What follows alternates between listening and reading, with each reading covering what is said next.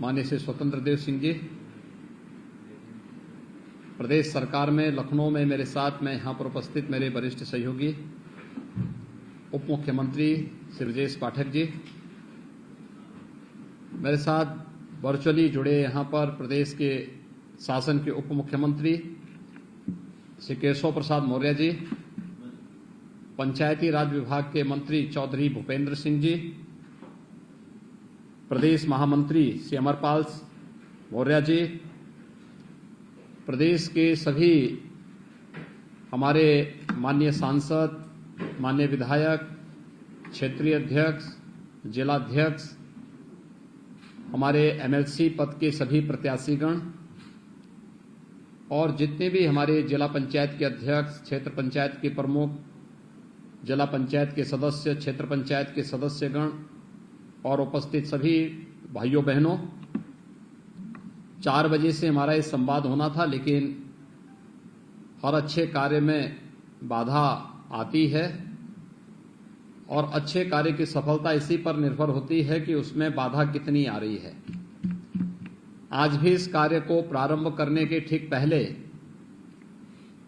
अभी हाल ही में चुनाव में बुरी तरह परास्त समाजवादी पार्टी ने कुछ व्यवधान डालने का प्रयास किया था, क्योंकि इसे मालूम है कि अगर हमारे पंचायत प्रतिनिधि जागरूक हो जाएं तो फिर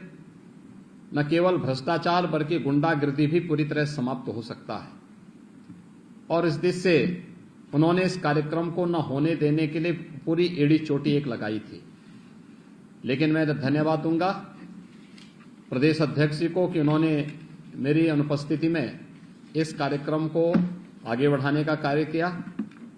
और मैं आभारी हूं भारत निर्वाचन आयोग का, जिन्होंने हर प्रकार की आपत्ति को दरकिनार करते हुए इस कार्यक्रम में शामिल होने के लिए मुझे अनुमति दी और आज मैं आप सबसे संवाद बना रहा हूं। मुझे बहुत प्रसन्नता है कि यहां पर हम लोग लगभग 20,000 तो प्रत्यक्ष रूप से यहां पर वर्चुअली जुड़ रहे हैं और हर एक जगह पर 5 से लेकर के 50 तक सदस्य एक साथ बैठ करके हमारे साथ इस कार्यक्रम के साथ जुड़ रहे हैं। एक बड़ी संख्या प्रदेश के अंदर क्षेत्र पंचायत और जिला पंचायत के सभी सदस्यों की एक संवाद के कार्यक्रम से हमारे साथ जुड़ रही है। कुछ चीजें हैं कि आप सामान्य तौर पर विकास की कुछ आधारों पर कार्य करते हैं। क्षेत्र पंचायत स्तर पर हमारे क्षेत्र पंचायत के सदस्य और क्षेत्र पंचायत के प्रमुख कार्य कर रहे हैं। जनपद स्तर पर जिला पंचायत के सदस्य और जिला पंचायत के अध्यक्ष वहां पर विकास की इस मुख्य धारा को आगे बढ़ाने का कार्य कर रहे हैं और आदरणीय प्रधानमंत्री जी की मंशा के अनुरूप विकास के कार्यक्रमों को द्रुत गति से आगे बढ़ाने का कार्य कर रहे हैं। लेकिन आपके प्रतिनिधि भी देखिए, ये व्यवस्था कैसे आगे बढ़ाने का कार्य हुआ कि आपका एक मुखर स्वर विधानसभा में भी गूंजता हुआ दिखाई दे, विधान परिषद में गूंजता हुआ दिखाई दे, प्रदेश की उच्च सदन में गूंजता हुआ दिखाई दे। इसके लिए 36 ऐसे सदस्य पूरे प्रदेश के अंदर चुने जाते हैं और प्रदेश के अंदर चुने जाने वाले इन 36 सदस्यों में से आज मुझे बताते हुए प्रसन्नता है, मैं धन्यवाद दूंगा उन सभी क्षेत्रों के मतदाताओं को जिन्होंने हमारे 36 में से 9 यानी 25% सदस्य निर्विरोध चुन करके पहले भेज दिए हैं। 9 निर्विरोध चुन करके चले गए हैं। जो निर्विरोध चुने गए हैं, मैं वहां के सभी मतदाताओं को और निर्वाचित जो हमारे सदस्य हैं उनको मैं हृदय से अभिनंदन करता हूं, उनका धन्यवाद भी ज्ञापित करता हूं। बाकी जो 27 सीटों पर चुनाव हो रहे हैं, इस 27 सीटों के चुनाव के लिए आज आपसे संवाद बनाने का एक अवसर मुझे हमारे दोनों उप मुख्यमंत्री और प्रदेश अध्यक्ष जी को प्राप्त हो रहा है। मैंने आप सबसे मेरा यही अनुरोध है, आप में से बहुत सारे लोग होंगे जो पहली बार क्षेत्र पंचायत और जिला पंचायत के साथ जुड़े होंगे। कुछ ऐसे भी होंगे जिन्होंने एक लंबे समय तक इस व्यवस्था के साथ जुड़ करके समाज सेवा के कार्यक्रम को आगे बढ़ाया होगा। लेकिन पहली बार आपको ये देखने को मिला होगा कि बिना भेदभाव के, बिना किसी हस्तक्षेप के आपके कार्यक्रमों को आगे बढ़ाने में सरकार ने मदद की। कोई भेदभाव आपके साथ नहीं किया, किसी भी प्रकार का कोई भी प्रताड़ना आपकी नहीं की, कोई शोषण नहीं होने दिया और एक व्यवस्था बनाने का काम किया। बल्कि हमारी सरकार ने पहले कार्यकाल में क्षेत्र पंचायत में, ग्राम पंचायत में, जिला पंचायत में कुछ मूलभूत सुधारों को आगे बढ़ाते हुए ये ध्यान दिया कि कैसे हम अपने सदस्यों के सम्मान की रक्षा करते हुए उनके कार्यों को और भी तेजी के साथ आगे बढ़ाने का कार्य कर सकते हैं। और खासतौर पर अगर इस मामले में हम देखते हैं तो पहली बार क्षेत्र पंचायत सदस्यों को एक निश्चित बैठक भत्ता देने की कार्रवाई प्रारंभ हुई। क्षेत्र पंचायत प्रमुख को एक निश्चित मानदेय देने की कार्रवाई प्रारंभ हुई। जिला पंचायत के सदस्यों के लिए भी और जिला पंचायत के अध्यक्ष के लिए भी यह व्यवस्था बनाई गई। और यही नहीं, जनता के द्वारा चुने गए इन जनप्रतिनिधियों को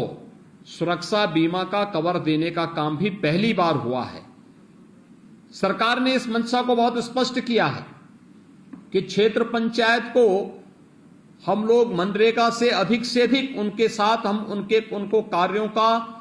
उन कार्यों के साथ जोड़ सकें, इसका अधिकार भी हम इनको देने की कार्रवाई आगे बढ़ चुकी है। और इसीलिए जो सरकार आपके माध्यम से विकास को प्राथमिक रूप से आगे बढ़ा करके विकास की जो महत्वपूर्ण धुरी होती है, ग्राम पंचायत, क्षेत्र पंचायत, जिला पंचायत, यहां से चुने गए जनप्रतिनिधियों को सम्मानजनक ढंग से आगे बढ़ने के लिए प्रेरित कर रही हो, प्रोत्साहित कर रही हो, उनके साथ मिलकर के कार्यक्रम को आगे बढ़ा रही हो, मुझे लगता है उससे जुड़े हुए जनप्रतिनिधि जब आगे बढ़ेंगे तो न केवल विकास होगा बल्कि उस विकास का श्रेय आपको भी मिलता हुआ दिखाई देगा। और इसीलिए मैं आप सबसे मेरा अनुरोध होगा, भारतीय जनता पार्टी ने इन सभी 27 सीटों पर स्वयं अपने प्रत्याशी खड़े किए हैं और भारतीय जनता पार्टी के सभी प्रत्याशी जो शेष 27 सीटों पर जिनके बारे में भी प्रदेश अध्यक्ष ने अभी आपके सामने कहा है, वे सभी प्रत्याशी आपके बीच में, वे सभी पूरे प्रदेश के अंदर अपनी अपनी सीटों पर प्रचार कार्य कर रहे हैं। मेरा आप सबसे अनुरोध होगा कि देखिए, प्रदेश में भारतीय जनता पार्टी नेतृत्व की एक लोकप्रिय सरकार का गठन हो चुका है। प्रदेश की जनता ने, जिसमें आप सभी भी उसमें एक मतदाता थे, भारतीय जनता पार्टी को अपना आशीर्वाद दिया और 25 मार्च को आदरणीय प्रधानमंत्री जी के सानिध्य में उत्तर प्रदेश में एक लोकप्रिय सरकार का गठन हो चुका है। सरकार ने अपना कार्य भी प्रारंभ कर दिया है। हमारी सबसे पहली परीक्षा होगी जब आप सभी मतदाता जो क्षेत्र पंचायत, जिला पंचायत और ग्राम प्रधान, माननीय विधायक, माननीय सांसद, ये सभी लोग मिलकर के अपने अपने स्थानीय निकाय के प्रतिनिधि के रूप में विधान परिषद के लिए सदस्य का चुनाव करेंगे। और मेरा आप सबसे अनुरोध है, 9 सीटों पर पहले ही भारतीय जनता पार्टी विजय प्राप्त कर चुकी है, यानी 36 में से 9 सीटों पर निर्विरोध 1/4 सीट पर हमारे सदस्य पहले ही विधान परिषद के लिए उनका चयन हो चुका है। शेष 27 सीटों पर भी जो चुनाव चल रहे हैं बिना किसी भेदभाव के, मुझे लगता है जब सरकार कोई भेदभाव नहीं कर रही है, न जाति, न मत, न क्षेत्र, न भाषा, न किसी भी प्रकार से कोई भेद नहीं, सबका साथ, सबके विकास के इस भाव को आगे बढ़ाने का कार्य कर रही है, तो उसी भाव के साथ मेरी आप सबसे विनम्र अपील होगी कि भारतीय जनता पार्टी के अधिकृत प्रत्याशियों को हम भारी बहुमत से अपने अपने क्षेत्रों से विजयी बनाने में अपना योगदान दें। क्योंकि भारतीय जनता पार्टी का प्रत्याशी जो जीतेगा, विजयी होगा, तो वह उस क्षेत्र के विकास के लिए पंचायत प्रतिनिधियों के से जुड़ी हुई समस्याओं को सदन में उठाने के साथ साथ उन समस्याओं का समाधान करने और आपके साथ एक बेहतर संवाद का एक माध्यम भी अपने अपने क्षेत्र में बन पाएगा। हमारे पार्षद होंगे, प्रधान होंगे, क्षेत्र पंचायत और जिला पंचायत के सदस्य होंगे, प्रमुख होंगे, जिला पंचायत के अध्यक्ष होंगे, चेयरमैन होंगे, मेयर होंगे, ये सभी के साथ संवाद बनाने का एक बेहतर माध्यम ही बनते हैं और वह आपकी बात को सदन में रखने का एक माध्यम और सरकार तक पहुंचाने का भी एक माध्यम बनेंगे। मुझे लगता है जब सरकार एक जैसी विचारधारा की हो, प्रदेश में हो, केंद्र में है, इसके साथ ही अगर क्षेत्र पंचायत और जिला पंचायत में भी ज्यादातर में भारतीय जनता पार्टी के ही हमारे ब्लॉक प्रमुख और जिला पंचायत के अध्यक्ष बने हैं, तो क्षेत्र पंचायत के सदस्य भी और जिला पंचायत के मान्य सदस्य भी ज्यादातर हमारे साथ में हैं, ग्राम प्रधान भी हमारे साथ में हैं। तो आपके द्वारा चुने गए प्रतिनिधि भी भारतीय जनता पार्टी के पक्ष से विधान परिषद में आए और विधान परिषद में आपके जनपद, आपके क्षेत्र, आपके उस पूरे समग्र विकास के लिए आपका एक प्रतिनिधि बनकर के प्रदेश सरकार के साथ संवाद बनाने के लिए आगे बढ़कर के काम कर सकने में अपना योगदान दे सकें। इसके लिए आप सबका आह्वान करने के लिए ही आज मैं आपके बीच में यहां पर आया हूं। मेरी आप सबसे अपील होगी कि 9 अप्रैल को चुनाव है और 9 अप्रैल को महाअष्टमी की तिथि भी है। तो मुझे लगता है कि उसमें हमारी पहली प्राथमिकता होनी चाहिए, देवी मंदिर में हम दर्शन तब करें, पहले अपना मतदान करके फिर मां देवी जगदम्बा मां भगवती के दर्शन करने के लिए देवी मंदिर में जाकर के फिर वहां पर अपना पूजा अर्चना करें। उस दिन प्रदेश में 9 कन्याओं के पूजन का भी एक विशेष कार्यक्रम होता है, तो हम नवमी और अष्टमी के दिन इस कार्यक्रम की रस्म को भी संपन्न करने की कार्रवाई तत्परांत करें। तो मुझे लगता है कि लोकतंत्र के प्रति भी हमारी आस्था को पुष्ट करेगा और साथ साथ हमारी धार्मिक आस्था को भी यह मजबूती प्रदान करने में अपना योगदान देगा। 12 अप्रैल को इसके परिणाम सामने आएंगे और परिणाम में 36 में से 36 सीटें भारतीय जनता पार्टी विजयी होकर के जीते। इस लक्ष्य के साथ हमें आगे बढ़ना होगा और इसके लिए आप सबसे अपील करने के लिए ही मैं आज विशेष रूप से वर्चुअली आपके साथ जुड़ रहा हूं। मैं एक बार फिर से आप सभी को प्रदेश में एक लोकप्रिय सरकार के गठन में योगदान करने के लिए हृदय से धन्यवाद देता हूं और आप सबका आह्वान करूंगा कि सरकार को बहुत अच्छे ढंग से चलाने के लिए,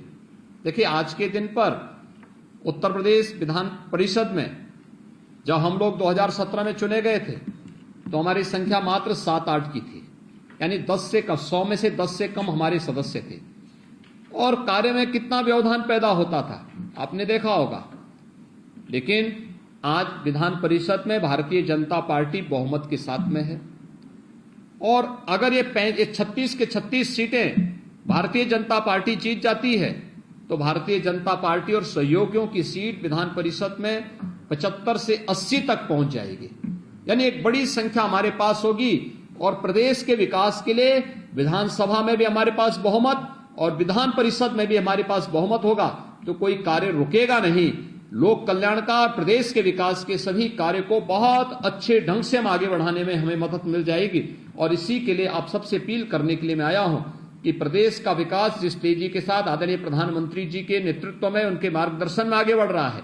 इसे हमें अनवरत आगे बढ़ाए रखने में अपना योगदान देना होगा, क्योंकि ये विकास आज के लिए तो